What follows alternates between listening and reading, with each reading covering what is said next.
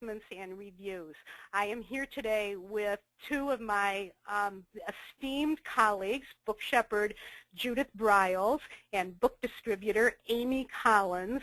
We are three of the four book publishing experts who are going to be cruising again in January on our Publishing at Sea cruise with authors.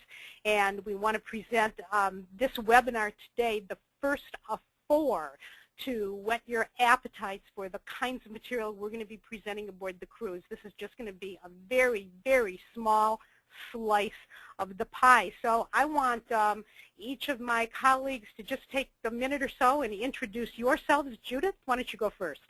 Hi, I'm Judith Briles, and as Joan says, I'm known as the book shepherd. The better description would be that I'm a blunt, butt-kicking, benevolent book coach and guide.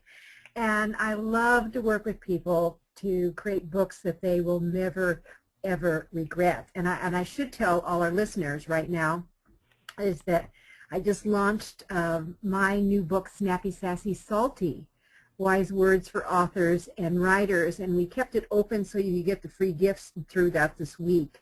And if you just go to Snappy, Sassy, Salty and click on it and buy the book, you're going to get some wonderful things, including some great perks from both Joan Stewart and our primary speaker tonight, Amy Collins. So snappysassysalty.com. Okay, Amy, tell us about yourself. Thank you. My name's Amy Collins, and I own a book distribution, sales, and marketing company called New Shelves.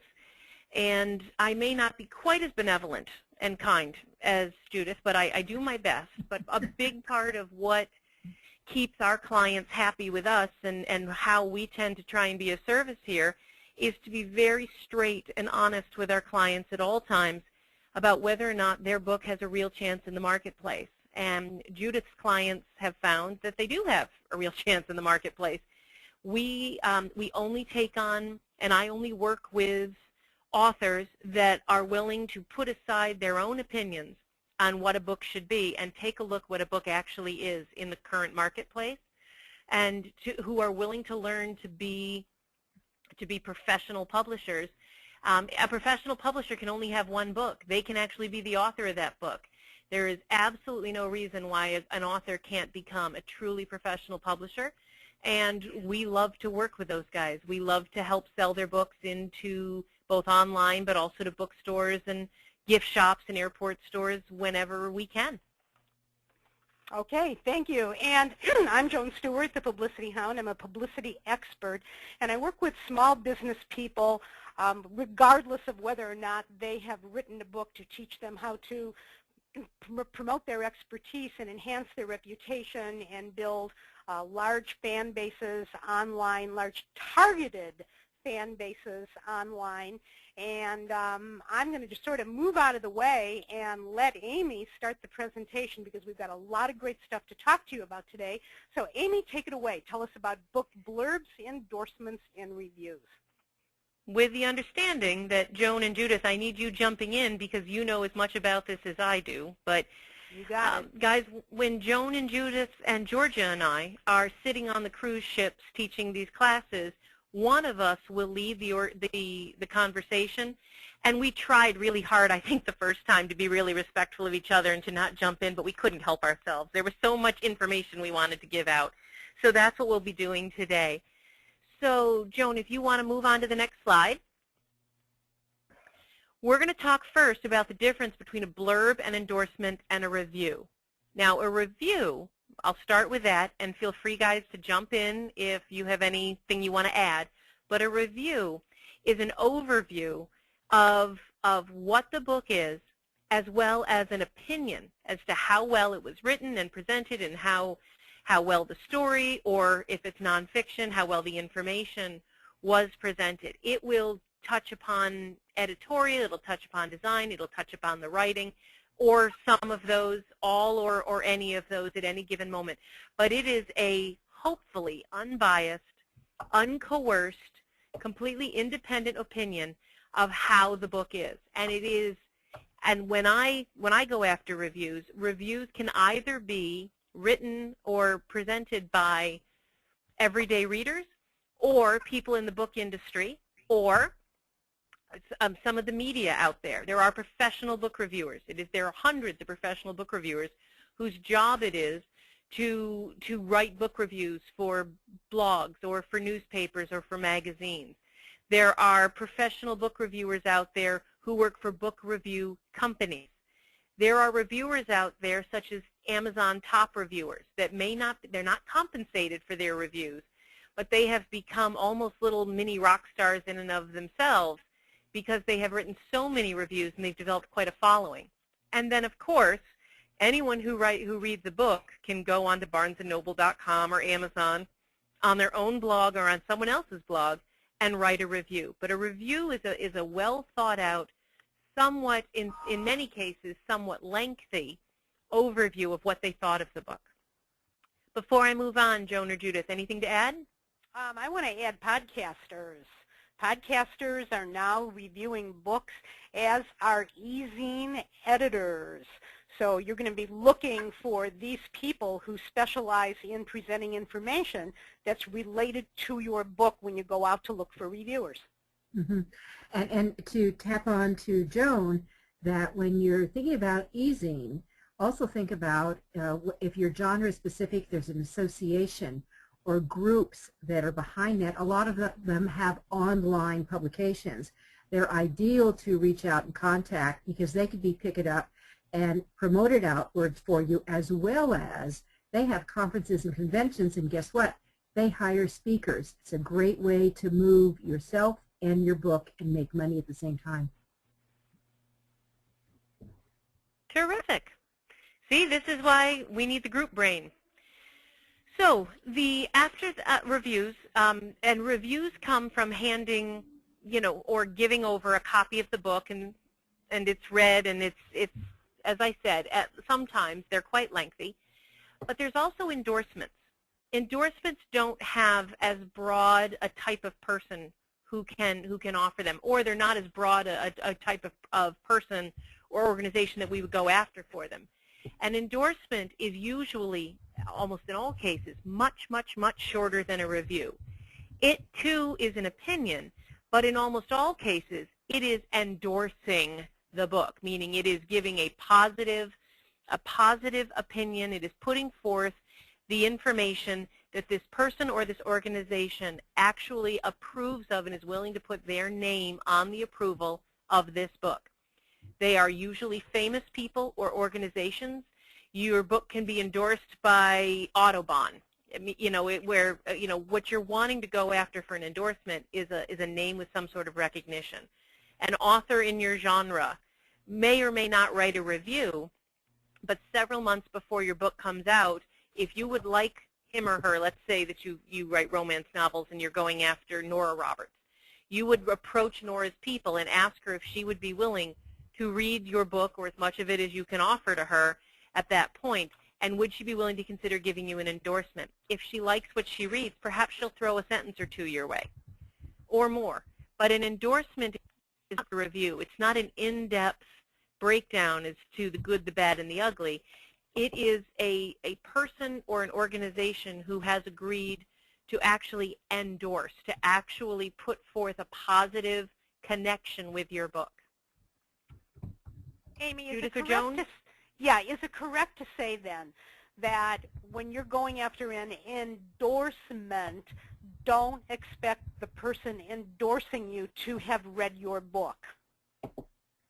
That is absolutely true. And in many cases, don't expect the person endorsing your book to actually even write the endorsement. In a lot of cases, they say, yes, I'm willing to endorse your book, but I'm too busy to come up with the words. Can you send me some sample wording? And in many cases, you are asked to write the endorsement for them, or they will have a staff member do so. And politicians have staffers that write them. Yeah, and I actually ended up doing that for one of my author clients. That a couple of people came to him saying, would you help me write it? And I wrote up 4 scenarios to let them cherry pick or actually morph it to their words on what they want. But I want to add on to this, even though they don't read the book, send them the book. Oh, yeah. Yeah, make sure you send the book out, and I think it's very important to ask them how they would like to receive it. Do they want to have it a printed out manuscript if it's still in your edited draft form? Do they want a PDF, or do they want, you know, a advanced reader copy, or are you post-book? It's really important to get that clear. For me, for example, Amy, if someone says, would you consider endorsing my book, normally I will, but you're going to have to send me out a printed copy. I am not going to print it out, nor am I going to read it online. Right. No, I get that, and we're going to go over all that, how to ask and what will be expected of you. All right, I jumped ahead. I'm sorry. No, you don't have to. Now, let's talk about blurbs. Blurbs can come from endorsements or reviews. They can also be in individual, unique elements of their own. They're the shortest of all of them. A blurb is an incredibly short, pithy, powerful, short set of words that either was completely spontaneously offered or came from within an endorsement or a review. And for the most part, these short little blurbs are stuck on book covers or on the top of web pages. It's very much like when you see a movie poster, when it says, best movie you'll see all year. That's a blurb. Now, that best movie you'll see all year may be just a few words that was pulled out of a 2-page review from a blog, but a blurb is a short, powerful, punchy marketing statement, marketing-driven statement, and in most cases it should be very positive. And you can, again, pull those from the reviews, from the endorsements, or you can, if you, Joan, you actually had a client who arranged to run them when they were, why don't you tell that story? Because she got a great blurb just by being on the right place at the right time. Right. A friend of mine, Jacqueline Whitmore, she runs the Protocol School of Palm Beach. She's an etiquette expert, and she was looking for a blurb for her book from somebody, I think it was one of the presidents of one of the airlines, if I remember correctly, a president or a CEO. And she knew he was going to be in Palm Beach speaking at a big event there, so she contacted the meeting planner for the event and explained that she wanted to come to this event and she would love to be introduced to this guy for just like 20 seconds so she could offer him her book. And so she worked it out ahead of time with the meeting planner, and the meeting planner said, catch us as soon as we walk in the room. I will be next to his side. And so they walked in the room, and Jacqueline walked up and introduced herself real quickly. I believe she handed him a copy of the book, and he ended up giving her a very good blurb for the book. So sometimes you have to really think on how you're going to get to that important person who probably has 2 or 3 gatekeepers that you have to go through. Yeah. So, and in many cases, I know I have one client who had written a children's book, and it was based on some of the lyrics of some very famous folk singers from back in the 60s. And she was at a folk festival and ran into Tom Paxton, showed him the book. He said, "Wow." He said, you know, that's terrific. And she said, may I quote you? And he said, yes, she got it right then and there. So, you know, so she was able to tell everyone that Tom Paxton thought her book was terrific. Hey, so, Amy, can I, go ahead. Are you done with the story? Because I have a great resource to share with people about how to get I'm done. Go ahead. Okay. There is a database of celebrities, and the website is contactanycelebrity.com, and you have to pay for the database. I'm not sure how much you have to pay. I'm guessing maybe 100 or 125. It might be more than that, but it comes with updated names, phone numbers, email addresses of all of the people who are in the celebrities' inner circle. So that includes their publicist, their manager, in some cases their attorney, their scheduler, anybody who's in that inner circle, and you can get through to a publicist that way. You're never going to get through to Tom Cruise. I mean, you're just not. And but he does have an inner circle of people who would be easier to reach.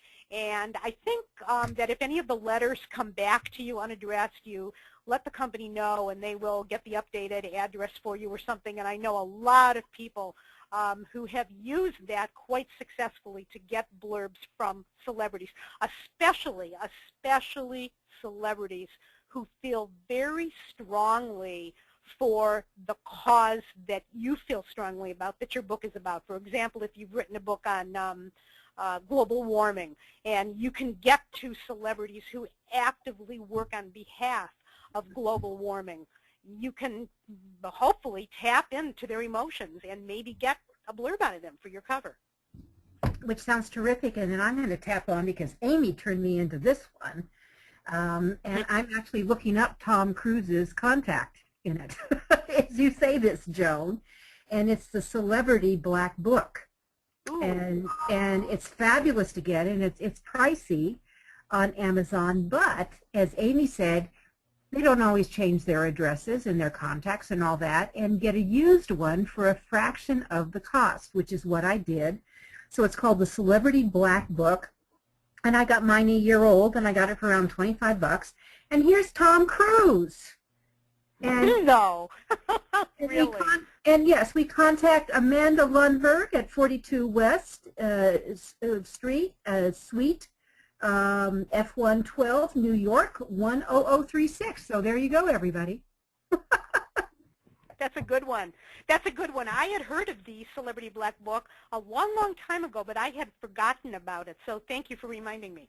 There you go. All right, back to you, Amy. I love that book. I love that book. So why don't we move to the next slide? Again, okay. Guys, these slides are actually meant to be headers. They're meant to be placeholders. Placeholders isn't the right word. Conversation starters.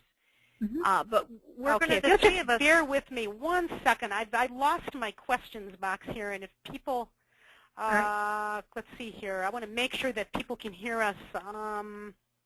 Somebody wants us to repeat the spelling of that, please. I'm not quite sure what they're talking about. Contact any celebrity.com, and the one Judith recommends is the Celebrity Black Book, which you can get on Amazon. And you know, why Joan gets her slides back, Amy, if I could add on a wonderful story about endorsements that we were all a participant in on last year's cruise. And I was having a one-on-one consult with one of our cruisers, Pamela Bryson Weaver, and her book is about autism, and it's living autism day by day. Well, in the table next to us, there was this couple that, the old saying, when E.F. Hutton talks, people listen. That's what was going on. I mean, they were leaning into our table, listening to our conversation. It turns out that she was one of the persons was well connected with the autism community and knew a woman by the name of Temple Grandin. Well, Temple Grandin is gold to get an endorsement from. And she did the introduction. Temple Grandin came back and did a wonderful endorsement that is now on the cover of the book. Mm-hmm. There you go. There you go. All from the Publishing at Sea Cruise. Okay, we have two questions here. The first is, how do you make the kind of connections to have such celebrities, I suppose, write endorsements? I think that, and I'll let Judith and Amy answer the question their way, I think that you have to go after somebody who, because of what they are, because of the issues that they're working for behind the scenes, or something that they feel really strongly about. Maybe they have a family member who has Parkinson's disease, okay, and you have written a book about how to take care of an aging parent who has Parkinson's disease, and you know that there's a celebrity out there who's in the same shoes you're in. That's somebody great to go after. So there has to be a connection. You can't just start throwing letters out there hoping that you're going to hit somebody who says yes. You really have to be strategic about this. Amy, Judith? Yeah, no, I think you're absolutely right on tying it in. And I just see another question is, should you get endorsements for children's books? And my response would be, why not? If it's the right fit, especially, I think what's really critical here, and I would love to have Amy's really 2 bits here, is that when you're thinking of looking for blurbs and endorsements, I've always cautioned authors to shy away from politicians, because you're going to piss off half the people right away who may not like that party or that politician. And I wouldn't want to turn away a possible buyer that way, unless they're truly a rock star and they have another persona that they've evolved and developed globally. And I think Bill Clinton is one of those people. The other thing is that I think it's really important to really, when you're looking for endorsements, that they have to be solid, and they need to reflect who your buyer and your audience is, and will they have a recognized power to them. I mean, I think that's important. Amy, I'd love your 2 bits here. Well, my 2 bits agrees with your 2 bits, and I can only add about a half penny more, which is that when it comes to endorsements and reviews, one of the biggest things I see, one of the largest, it's not a mistake, but less than helpful habits I see authors and publishers in, is that they don't remember that this is a numbers game. If you would like an endorsement or a review from a famous person, it is not okay to send out 6 requests. If you wanted backstage passes to a rock concert, and you sent out letters to the managers of all your favorite rock musicians asking them, most of them would ignore you. The same will happen here. You are asking for a favor, and they're very busy, and it's not that your favor isn't worth their time. They just don't have the time to answer everything, every request they get. And so it's not okay to just ask 6. You should be asking 60. And yes, that is the kind of numbers we're talking about. And when it comes to reviews, it's not okay to ask 30 people to review your book. You should be asking 300. I am not exaggerating these numbers. I was going to get to them a little later in the presentation, but I think this is a good time to say that when you were going after endorsements, when the person asked, how do you leverage yourself for these relationships, you don't. You're not going to suddenly become, best buds with it. You're not going to be able to leverage a relationship unless you know somebody who knows somebody, in which case absolutely go for that. But the largest and easiest way to be successful is to expand your asks. And we're talking 60 or 70 asks before you maybe get a yes. And that's not unusual. Now, what happened with Pamela on the Publishing at Sea cruise, that was fantastic. But, I mean, I also once won $60 on a lotto scratch-off. I don't expect that every time either. but it is really fun to have a home run once in a while. Oh, okay. yes.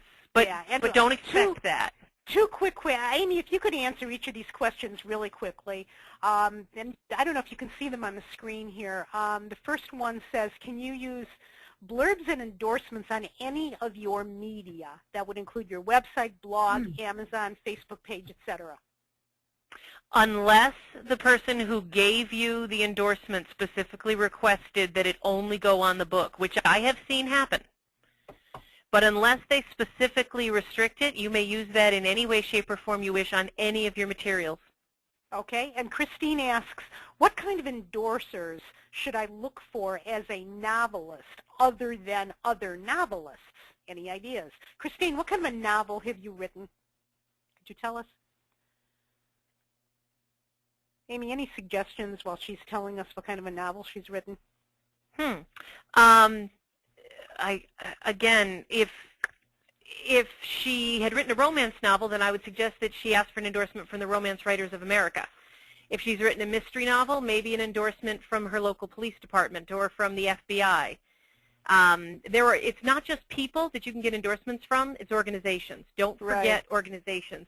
If she's written like when Tennant there wrote The Red Tent, what if she'd gone to Hadassah and asked them to endorse it? These are ideas, but the organizations matter just as much, and in some cases more, than people. Right. You said you wrote a mainstream novel called Boundaries, a love story, but it's not in the romance genre. I don't have enough information, I'm afraid. If the boundaries are about a United States and Canadian cross-boundary love story, then, maybe she gets, if it's about crossing political boundaries, or I don't know. But to think about the organizations that might be connected. Okay. All right, Amy, you want to continue? Sure. I would love that. So how to use endorsements, blurbs, and reviews. When you get a really great review, it needs to go up everywhere. It needs to be cut and pasted and copied, either linked or at the actual text to all your social media. Sections from the review should be cut up into a half a dozen or a dozen different little tweetable, short character sections and tweeted out over the next couple weeks. Links to, let's say you get a wonderful spate of Amazon reviews. Many people ask me, can I take that Amazon review and can I copy it myself? Well, no, you can't. They wrote it for Amazon. But you can quote them on any of your material. I wouldn't go to barnesandnoble.com and quote them, but you can quote them on your web page or in your Twitter feed or your Facebook page, but get it out. Get every kind word said about you in your book and squeeze it for all it's worth. Get every ounce of juice out of those books. Out of those reviews. If you get an endorsement from somebody with a great deal of name recognition, then yes, that should go on the header of your book page on your website. It should be perhaps if it's a really glowing review with a really famous name, it should perhaps even become part of your signature line on your emails and when you're signing on social media, when you're interacting on LinkedIn or Google+, it should become part of the design of your headers on your Facebook page or on your web page. An endorsement isn't just put on the front cover of your book. It should go everywhere that makes people, that will allow people to see that Stephen Colbert thinks you're just the best political mind ever. I mean, that you need to share that everywhere. Judith, where else would you send endorsements or reviews? How else could you use them? I would, if I was doing any signings, this is now a physical type thing. If I was doing any signings or anything, I would be making a foam board, or even I would do one of those raised from the floor banners and put those together, and I would do cherry pick from some of them, and I would put them out so people could see them, because we're a soundbite generation environment, and I would have those to help pushing out. But as you said, Amy, anything that is social media, you start putting it out. And I would even take it could be something, if you're writing a blog, which you should be doing blogging, but I might take something that, I'm blushing when I got this review, and then go into it and maybe break it up and play around with it that way. But there's everything that you can do, you want to start working it around. I've even seen little blurbs in people's email signatures with a link to the review or a link to the endorsement. And I would put it up on, you might want to even take, of course it's difficult, Amy, with how few characters you can have in a profile on whether it's LinkedIn or fill in the blank. LinkedIn is a little bit more generous in some cases, but you might even, trade them out once in a while and add in a couple, compelling read, quote, and, Newsweek or wherever it came from, and might add that into it, just to change things up a little bit.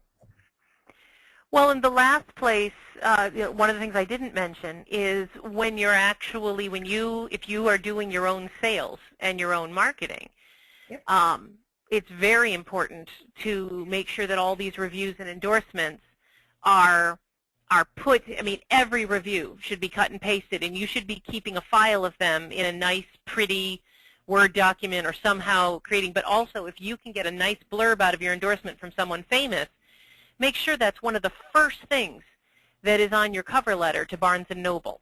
Make sure it's one of the first things. You know, that one of the things that I do with all my authors, and I would encourage all of you listening in to do this, is when you start gathering up endorsements in your kudos, is rank them 1, 2, 3, 4, 5, so that you really can bring that to your attention and they go up. Because I know that when we're working on final book covers, and if we're going to use any endorsement on a cover or on an inside dust jacket or on a flap, that I'll have my authors really rank them, so I know where to go, where I'm going to be cherry picking from, because they'll know what names are going to be more important than maybe I will. And I think that's critical for all of you to understand who are listening in today. Okay, Amy, do you want me to go to the next slide, or do you have more to say on this one? That would be great. All right, let's talk about what turns into book sales and what does not. I want to speak for a moment about Amazon reviews. People get very interested in Amazon reviews. Amazon reviews are very, very important for a number of reasons. The more Amazon reviews you have, the more attention Amazon's little mindless computer bots will pay attention to your page. You will notice that all of a sudden some authors start getting a great deal of attention from Amazon. You'll get an email saying, hey, because you bought X, I thought maybe you'd like this book. How did that happen? In many cases, it happened automatically because they had a lot of reviews, and the mindless bots on Amazon's computer system noticed the traffic on their reviews, noticed how many 4- and 5-star reviews there were, and started promoting the book because they started to see traffic and sales. However, the opposite is also true.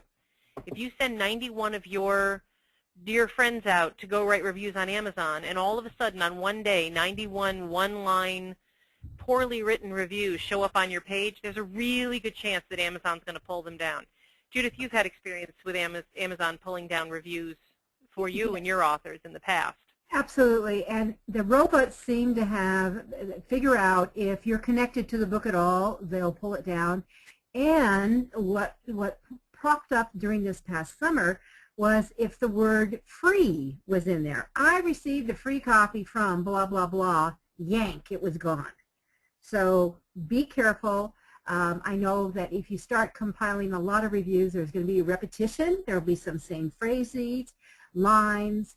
That's going to happen, but if they look like they're word for word, the robots are going to pull them down. Mm-hmm. So what about reviews that you did legitimately get, and that you do go after 300 professional book reviewers? It's easy to find them online. We're going to have Joan talk a little bit in a minute about how to find some of these reviewers, but let's say you went after 300 reviewers and 15 of them agreed to review your book and posted reviews on their blog, also posted on Amazon. But they're not big enough for you. You really want Kirkus review or Forward review or PW review. So the big question now is, do you pay for it? What turns into book sales and what does not? If you really want a book review from Kirkus, the question is why. Do you want a book review from Kirkus because you've heard that a positive Kirkus review will excite librarians and booksellers and will make them take a really hard look at your book? That's true. But should you pay for a Kirkus Discoveries review? No. Not if the answer is no if your goal is to excite librarians and booksellers into trying your book out.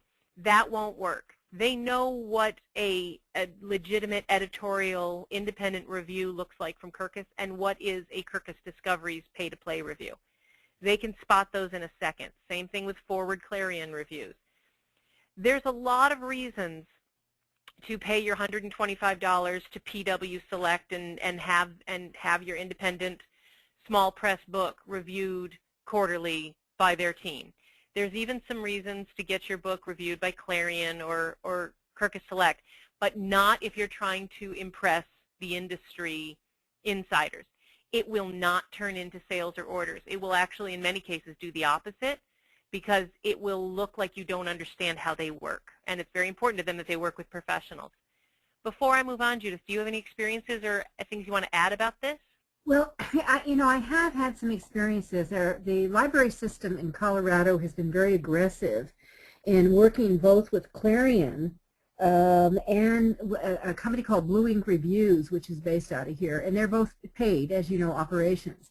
And we have seen really some nice library orders come in system-wide to the libraries in Colorado themselves that have come from that paid review. So I wouldn't throw them all underneath the, or out, let's just say, at this point, but I think it is, you need to be sensitive that the ones that have far more clout is a clean Publishers Weekly, a clean Kirkus, certainly a clean library journal, which is the one I would be going after. Yes.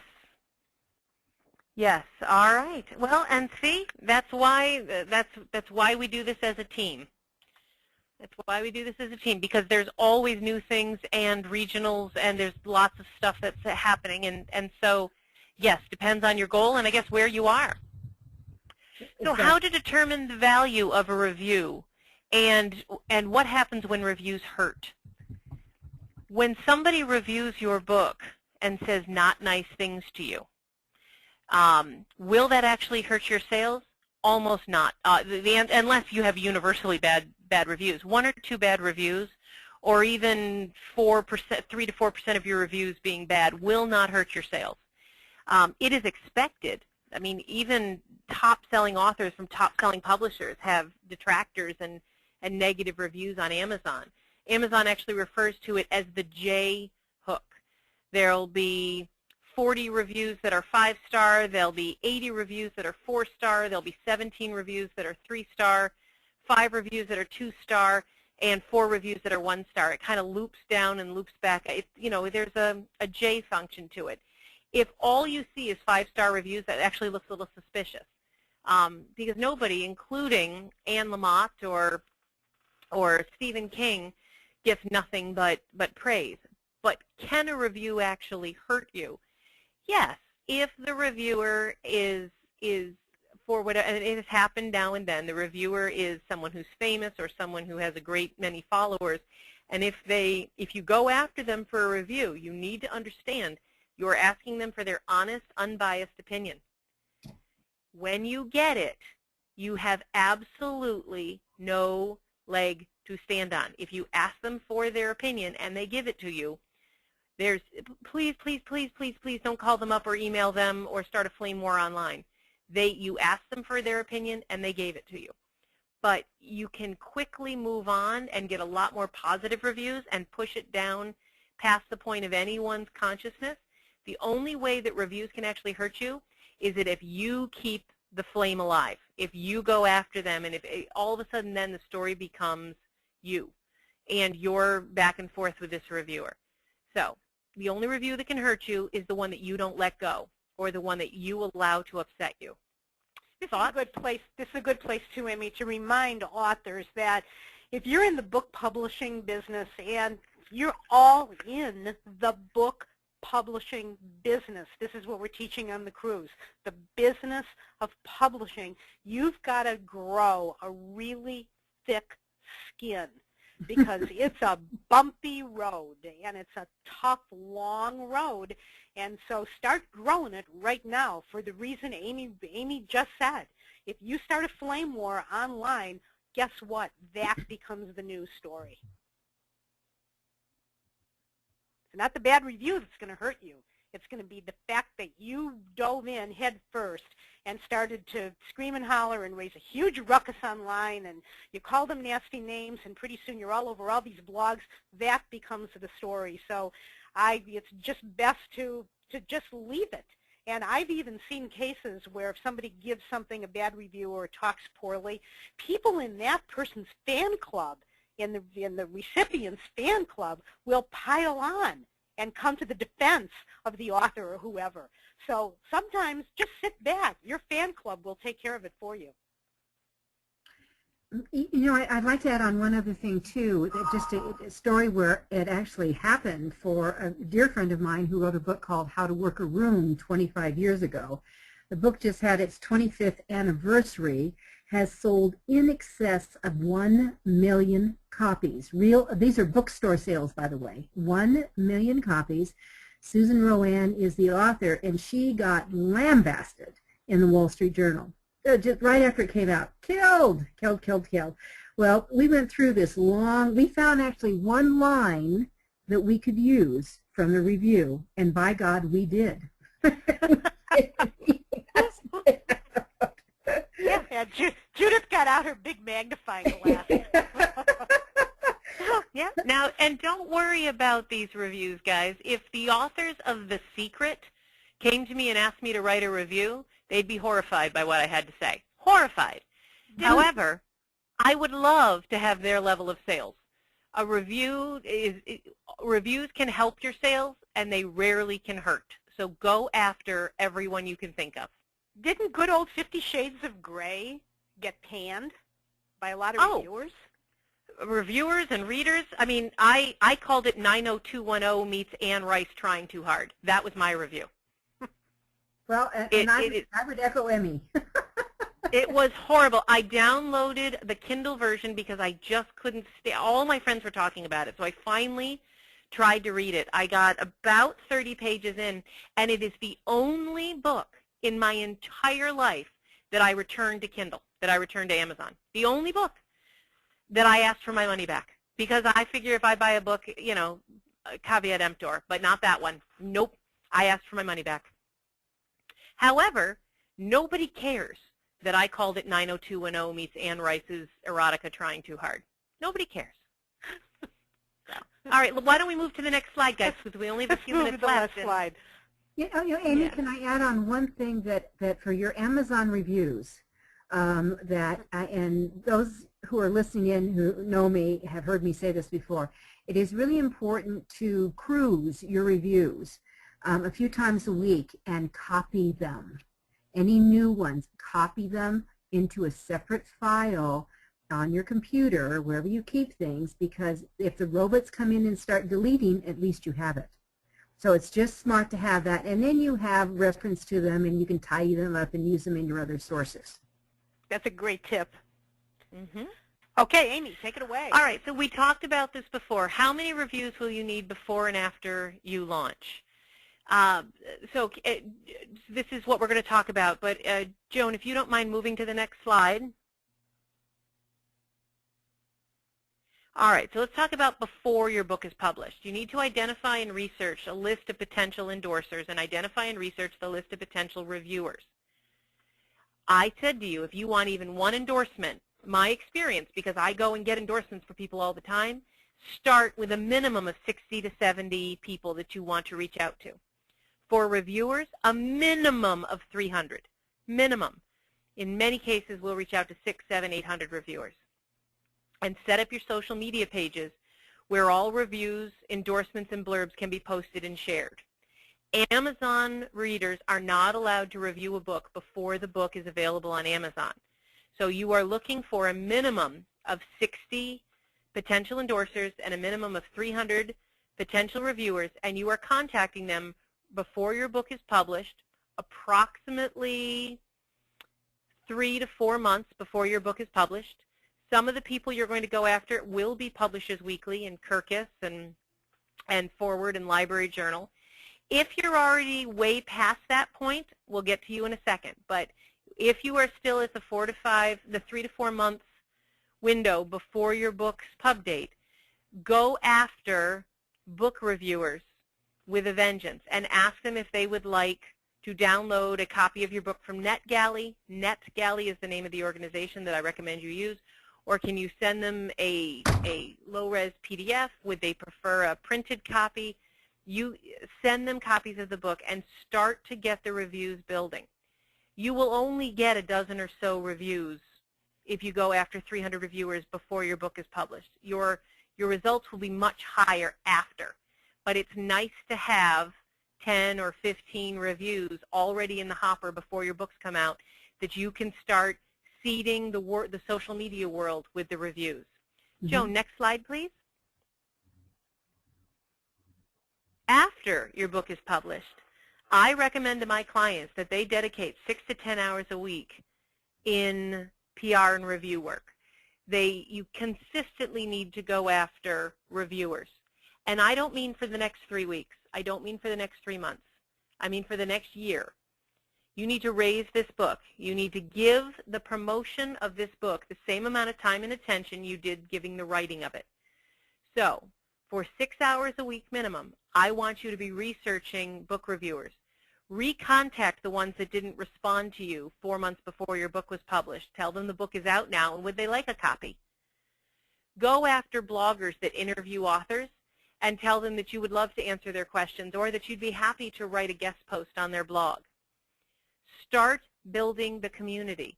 Remember I talked about organizations when it comes to endorsements? If they didn't give you an endorsement but you still have the name of the community, why not send an email out to the leader of that community asking if they would like a copy of the book?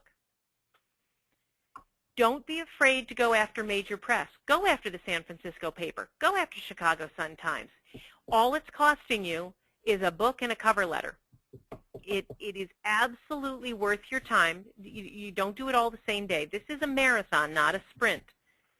But that you, over the next year, will spend 6 to 10 hours a week just quietly and bite. Yeah, how do you eat an elephant? Bite by bite, one bite at a time.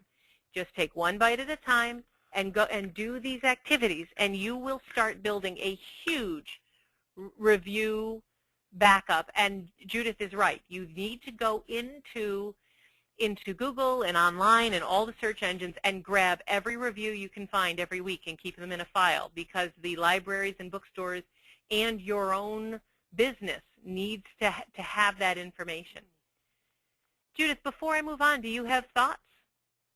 No, I think you're summing it up. It's hard. You know, you're saying, wait a minute, 6 to 10 hours a week, that's like a whole day.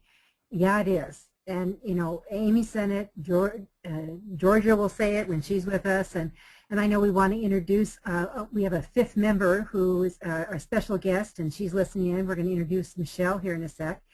And Joan says it, is that it is a marathon. It's not a sprint. You're going to have to commit it to it. You're no longer the writer. You're the CMO. You're the Chief Marketing Officer. And this is your product. And if you want your product to have a life, you have to support it.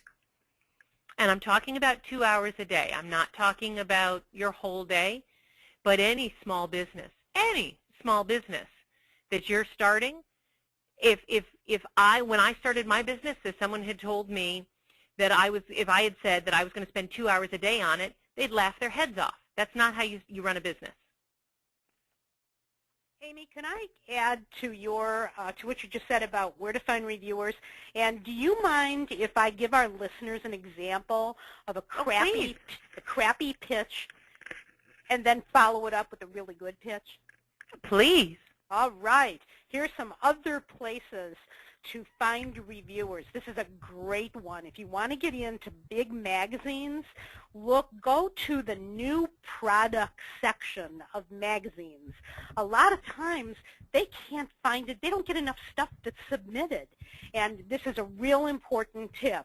You want to make sure that you submit a high resolution image of your cover. Magazine editors tell me that they get sometimes great information on products to feature in this new product review section, but the problem is there's no photo to go with it. So guess what? That one goes in the wastebasket. So always offer high-resolution photos for print publications. Another fabulous resource is the Society of Professional Journalists Freelancer Directory. Society of Professional Journalists Freelancer Directory.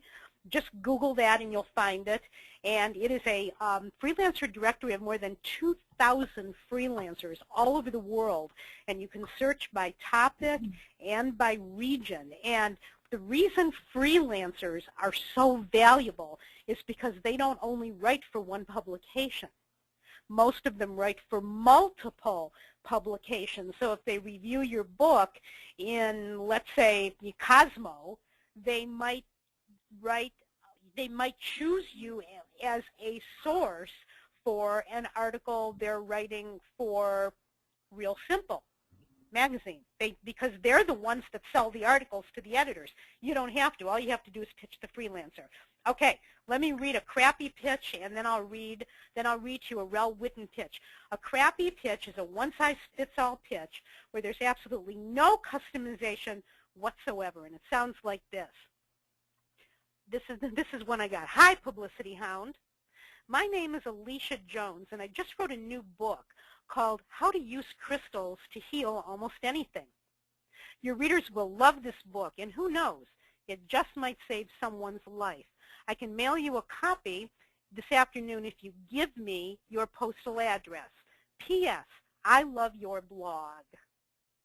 Okay? Whoever wrote this, she's full of crap. She doesn't love my blog. She hasn't even read my blog. Because if she read my blog, she would know that my mailing address is at the bottom of the page. So go look for little tidbits and details on these reviewers and customize the pitch whenever possible. This is what a good pitch sounds like. The subject line is review request.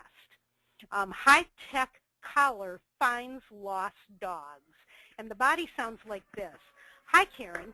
In your blog, Crazy About Critters, you've written passionately about the importance of keeping dogs safe. Our new high-tech dog collar, called Dog's Best Friends, helps owners locate their dog up to a quarter-mile away using a handheld device no bigger than a mobile phone. Does this sound like something you'd like to try out on your next walk with Cosmo? If so, we'd be happy to send you one at the address you provide. Let us know if you'd like a small, medium, or large. Did you pick up the customization in this? How did I customize this? You mentioned the name of her dog. Yeah. Exactly. And then I also know that she writes passionately about the importance of keeping dogs safe. How do I know that? I went to her blog. If you can find the blogs of these reviewers, you have just struck gold. They are including information about family members and pets and likes and dislikes and TV programs they like and what movies they saw and all kinds of stuff. So research them and customize whenever possible. Terrific. You know, Amy, I have something else to add in, that if you're getting pre-reviews, because I've seen some of the questions about, well, what do we do with reviews or endorsements before the book is launched? Well, first of all, bravo. But secondly, you're going to keep those, and you're going to identify them. Of course, you've got the name of the endorser, but you're going to keep their email because you want to resend those back to them, re-thank them, and now ask them, because the book is now live on Amazon and other online sources, and you're at your launch date, that if they will go up now and formally post the review, and you've given it back to them so they don't have to scratch their head and which book is that. So help them out. And then all of a sudden there's going to be a slew of fresh reviews that are going to pop up and support that book. And make sure that if somebody has written you a nice review, when you contact them when the book has published, send them a signed copy as a thank you. Absolutely, yeah. Yeah. Now, we only have a few minutes left, so I'm going to ask Joan to move to the next slide because we've actually covered this a little bit. Joan just did a terrific job about how to ask for an endorsement or a review. And Joan, again, if you would just take a moment, just hit the highlights. What are some of the 30,000-foot things that I know you'd recommend that people absolutely do their research and that they don't send a computer-generated letter, but do you want to give them just the highlights of what to avoid or what to do? Sure. Yep. No one-size-fits-all pitches. Amy said you should be pitching. How many, Amy, did you say? 300 people for reviews? Or 300 before you publish. 300? Well, maybe I'll just research 3, and I'll send 297 other people the one-size-fits-all. No, no, and no, because people can spot these one-size-fits-all reviews from a mile away. I call them spray and pray. You're spraying the same request all over the landscape, and then you're praying that somebody says yes, and nobody says yes. So I would much rather have you thoroughly research, even 25 reviewers, thoroughly research and send customized reviews, then send a one-size-fits-all crappy review request to 300 of them. And the more you can research, and again, you can dole this out. You know, have your high school kid go after, you know, go look for stuff online. Hire an assistant to help you. There are a lot of people out there looking for jobs, and they can do a lot of the simple research for you for $8 an hour. Yep. And this is a business, guys. Yes. Do not come back to us and tell us you don't have time. If you don't have the time and you don't have the money to run your business, there's a problem. Right, and also try to find out what they are passionate about and tie that in some way. Let them know you know they're passionate about a topic that your book ties into, and they're going to notice that. I notice right away when people, you use my dog's name in the subject line of an email, I'm promising you right now I will drop everything I'm doing and open that email because my dog's name is in the subject line. Yeah. So if we could move to the next slide, I was hoping that Judith would take a minute and tell us a little bit about her opinion on contests and awards. She's won a few, I hear.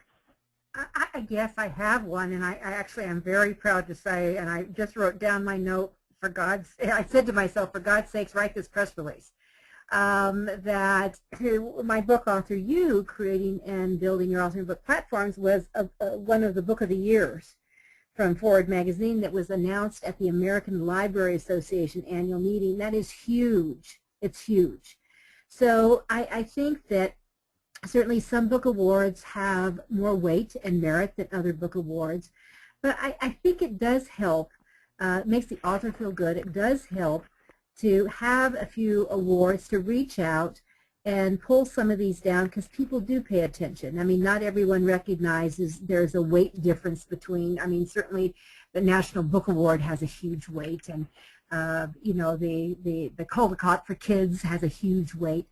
But there's a lot of awards that started very small, like the Moonbeam Awards, and it's well recognized in the Library Association that these are good. That's a good award for a kid's book to pull down one of the Moonbeam. So I'm for it. I encourage my authors to go out and reach out, and then they can say on their social media, including their signature on the email, that they are a book award winner. And it does carry some weight. So I'm for it. I'm for it. Terrific. Joan, if we could just move to the last slide. I think we both agree with Judith wholeheartedly. Absolutely. And we're just going to wrap up by talking, just repeating some of the stuff we've said about what to do when. If your book is already out, don't worry about pre-publication reviews. That's fine. It's absolutely no big deal. But what you need to start doing now is identifying, you know, give yourself a goal. When I was doing it, it was 25 reviewers a week. I was just looking for 25 reviewers, thoroughly researching them, making sure that the emails or the cover letters I sent them were personalized. And do it now and keep doing it. Don't give up. This is not something to only do for a few weeks. This is part of your job now as a publisher or as a published author. Books are not just discovered. It doesn't work that way.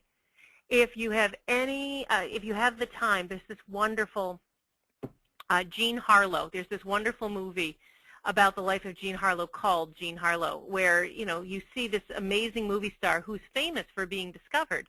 She sat in Hollywood for years and worked as a day player for years, earning less than $1 a day. She did it for ages and ages. We have to work hard. Opportunity is what happens when perspiration I've already lost the quote, but you absolutely have to work hard at this for a long period of time before the opportunities will come to you. So don't give up. Don't get discouraged. Join a community of other authors. You guys should all be doing this together. If somebody is not responding to your emails, just move on. You don't need to chase them. You don't need to run after them. You just spend your energy finding somebody else. It is never too late to get an endorsement from a major organization or a major person. So if you get an idea, if you're in the supermarket and all of a sudden it occurs to you that Rosie O'Donnell would be the perfect person to endorse your children's book, then go for it. When you get home, drop her a note. And there's always an opportunity to relaunch your book. So whether you're launching your book or relaunching your book, I would suggest that you consider hanging out with us at some of these calls and even coming to Publishing at Sea, which I'm going to let Judith talk a little bit more about now at this point. Right. Do we have another slide on that? Right. Yes, we do, and we've got several questions we've not answered yet, but we want to tell you about Publishing at Sea, and then we'll answer your questions. How's that? You know, and what I'd also like to do is, and I know, Joan, I don't know if you can open it up and let Michelle DeFlippio have her voice heard. But we're going to have, we call ourselves the Chicks at Sea. So you've been listening to myself and Joan Stewart and Amy Collins. Georgia McCabe is on the road and working with a client in social media needs. And we have a special guest who is going to be with us this year. And she will be our 5th Chick at Sea. And Michelle is the creative visionary for 1106 Design. And if you listen to Author Mentoring Mondays on Monday at 12 Eastern noon with Amy and myself, she is our 3rd voice. And we can ask each other as well as answer, and we have a wonderful variety of authors from all over the country who call in with their questions. And I actually noticed that some of you are on this webinar. I recognize a few names, which is delightful. So, Michelle, are you there? Yes, I am. Thank you very much. I'm delighted to be part of this group and to be included in Publishing at Sea, and I'm going to do my best to teach you everything I know about cover design.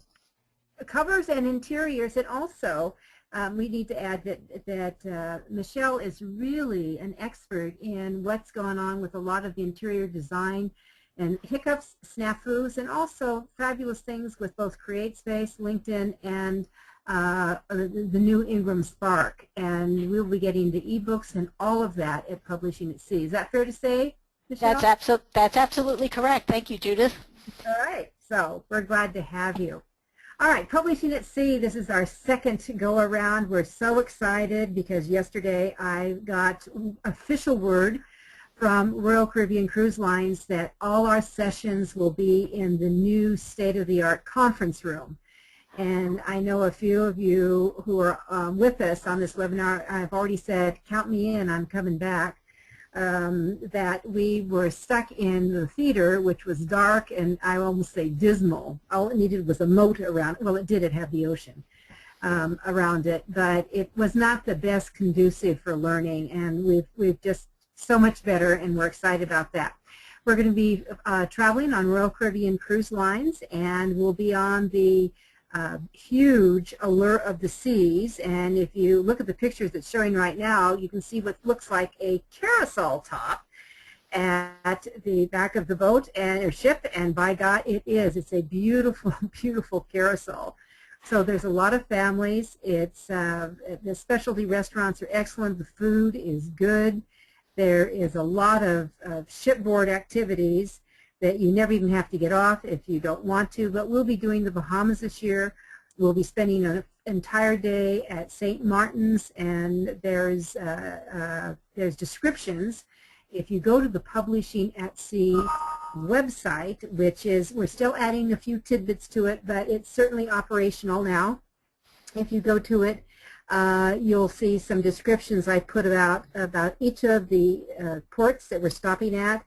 And that would be Nassau in the Bahamas, Phillipsburg in St. Martin, and the Charlotte in St. Thomas. And the things that, or maybe I had those reversed, but anyway, they're there, and they're a great time. They're beautiful islands, and who wouldn't want to be in the Caribbean in January? I don't know about you, but it's a good spot for me.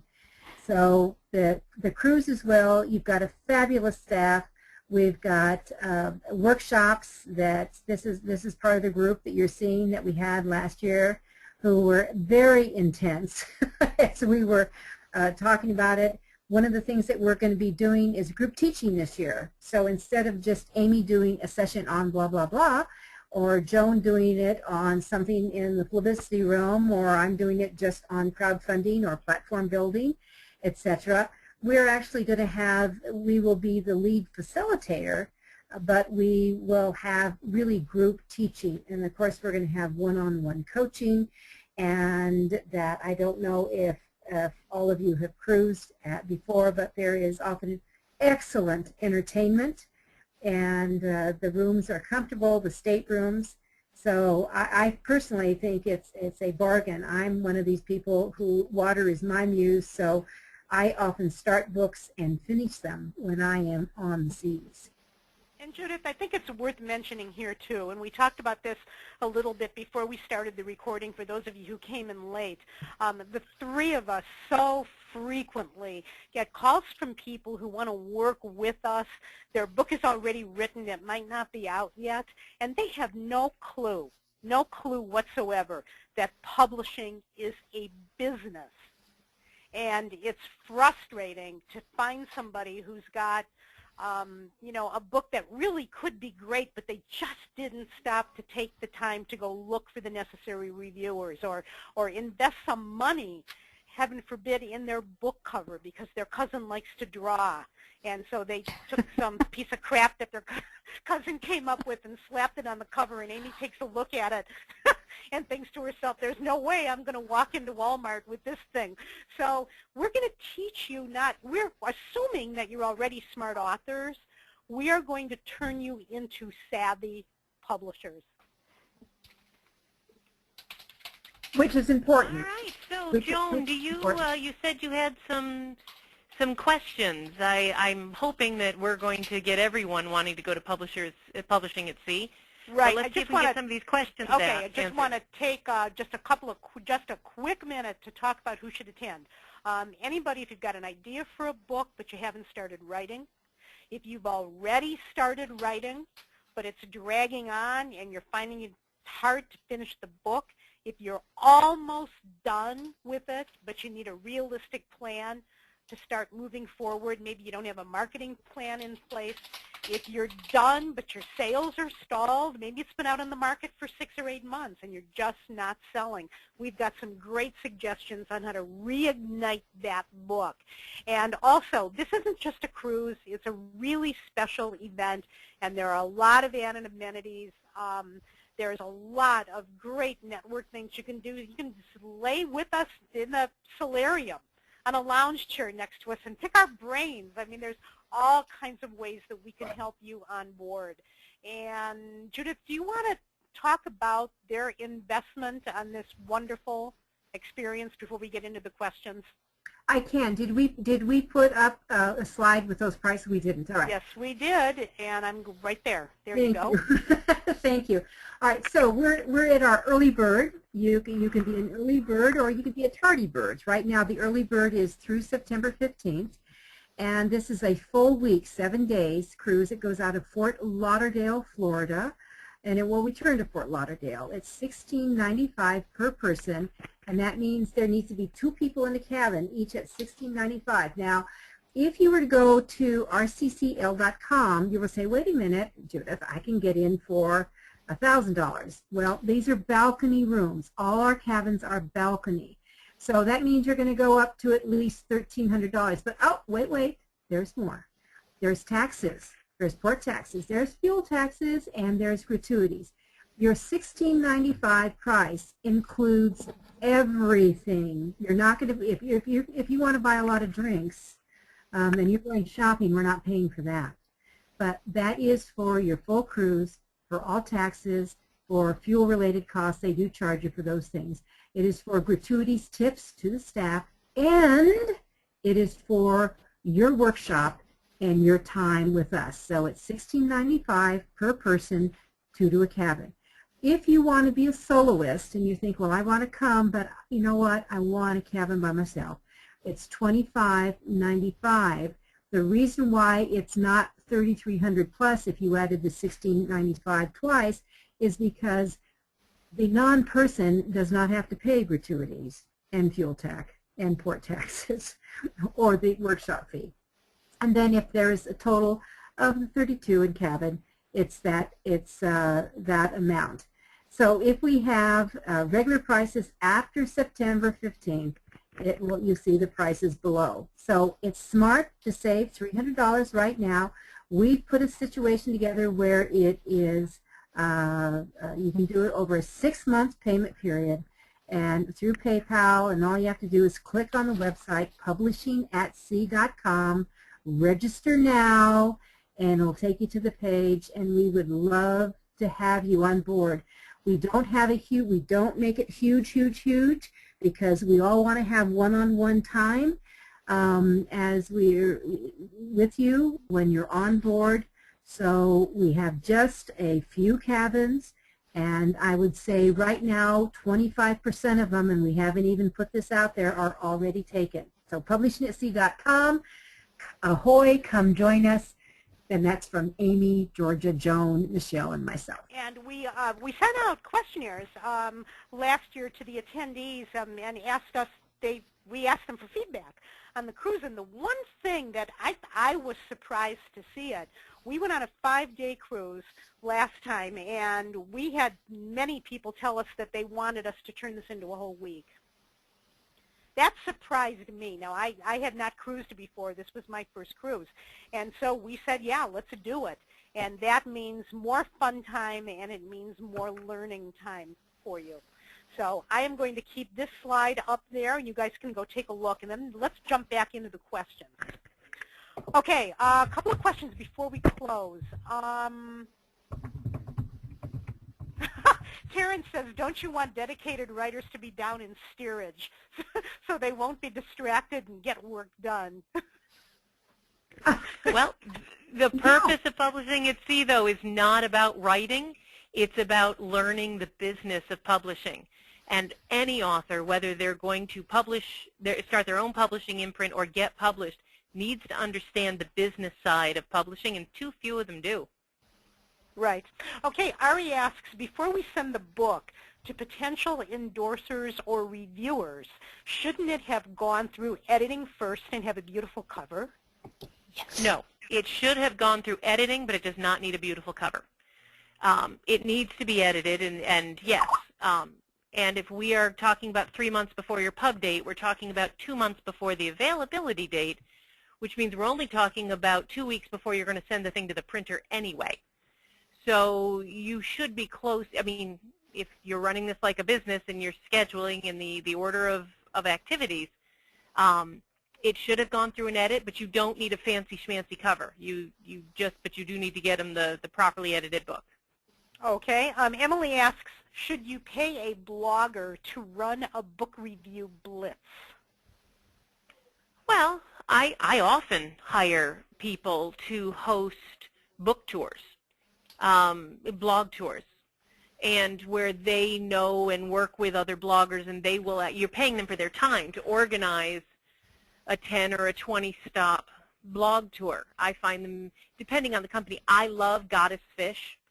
I like, let's see, it begins with an X, I'm trying to remember. Extreme, oh no, it's Expresso, X-P-R-E-S-S-O. Those are some of the ones that I use. There's others, but if they've got integrity and a strong community, yes, it is sometimes worth it to have them organize it, because they can do it quickly and more efficiently than you can. Okay. Should you pay to enter an awards competition, Judith? Number one, you're going to. I don't know of any awards competition that's out there that doesn't have a fee that goes to it. In fact, there are some out there that they give an honorarium to their judges, because it's a lot of work. It's a lot of work to do an awards competition. So I don't have any problem with that. They're going to range. I've seen them as low as $50. I've seen them as high as $125. You just have to scoot them out. One of my criteria that I look for in awards competitions is I want the person who is sponsoring it to have a exclusive website that's dedicated to this. I want them to create a press release for all these award winners and go out. And I really want them to be supportive of it. I'm looking for me, I'm looking for more national presence. I usually don't go into say a separate association that I'm only, it's like, well, Author U, for example, that I'm involved in, we don't do an awards program. But if we did, I would have to, from my experience, question it, because I know that unless they really did a national press release, that they did go out to support it and support the award winners. Otherwise, I would stay away from the local group. I would go for a more national presence because I want that kind of credibility. Okay. Next question. What about reviews or endorsements of a serialized book? They're going to be 12 parts over a year. I don't understand. What do you mean? What about them? I think he wants to know. I'm assuming he wants to know how you go after. Do you go after? You keep going after reviews and endorsements. Do you give? I think what he's asking is, do you give a reviewer a separate one of 12 parts of the book, or do you wait until the whole thing's done and then you give them the entire 12-part serial series? Wait a minute, John. So you have 12 separate books. Is that correct? He says, what about reviews and endorsements of a serialized book? 12 parts over a year. Okay, if that sounds like one whole book with kind of like a chapter that's coming at a time. And right. My explanation would be that they should get the whole thing. But Amy, I think I need your feedback here. I think it depends. If you're trying to get this book reviewed, then send the whole thing to the professional reviewers. If you're going after bloggers about your topic, then feed them the reviews a couple weeks. Feed them the serial, the separate chapters a few weeks before everyone else. So if this is a serial book and it's sci-fi, then you'd send the sci-fi bloggers just the one episode. But if you were going after Publishers Weekly or Chicago Sun-Times, you'd send them the entire book. Okay, question. I want to relaunch an earlier book that's several years old. Which of these things apply? All of them. All of them. If you're going to relaunch a book, there'll be a new ISBN and a new pub date. And you're coming out with a new edition. If it's several years old, you need to refresh the book, freshen up the cover, put a price-specific barcode on the back with a new ISBN, and release the next edition, the new edition, so that bookstores and libraries take a look at your book as new, and you go after all the reviewers as though it was a new book. Okay. When do you get these endorsements if your book isn't launched yet? And how do you send these blurbs and endorsements via social media, again, if the book isn't launched? Well, and again, 4 months before your book's pub date, you should have enough of the book edited and done that you can send it out to people for reviews and for endorsements. Okay. And if you don't, then just do it as soon as you can. Okay. I am sending a table of contents, a list of all contributors, and a personal letter. Anything else? What else should you be sending? The book? Should you send the book along with the letter, or wait to see if the person's interested? I misunderstood. I thought that was what you. No, you don't even need to send that. A cover letter or an email with a brief description of the book is plenty. A table of contents is lovely, but lots of people will not open attachments from people that they don't know. So don't be hurt or surprised if they don't open them. If you do send something, send it as a PDF so people feel a little better with PDFs. Right. Okay, that's it for the questions. Again, publishingatc.com. You can go over there. We are still nailing down the workshop topics that we're going to be teaching on board, and we'll get those up on the site just as soon as we can. But we wanted to show you all the other, there's a lot over there that you can take a look at. We've got information on the ports of call. We have more information on the ship, all kinds of great stuff. So go on over to publishingatc.com, take a look around, and be ready to join us again next Wednesday, same time, same place. And Judith, are you on? I think you're up next week, if I'm not mistaken. I will be if you want me to be. Okay, and we don't have to give you a topic because whatever Judith comes up with is going to be fabulous, and I'm going to learn a ton. So she'll be great, and we hope you'll join us again next week, and the week after, and the week after, and January 18th to the 25th on board the Allure of the Seas for publishingatSea.com. That's it. I'll say good night. Thank you, everybody. Amy, Judith. Yep, thank you. Good night. Thank you so much, Joan. And thank you, Michelle, for being with us. Thank See you you. next week. Bye-bye. Bye-bye.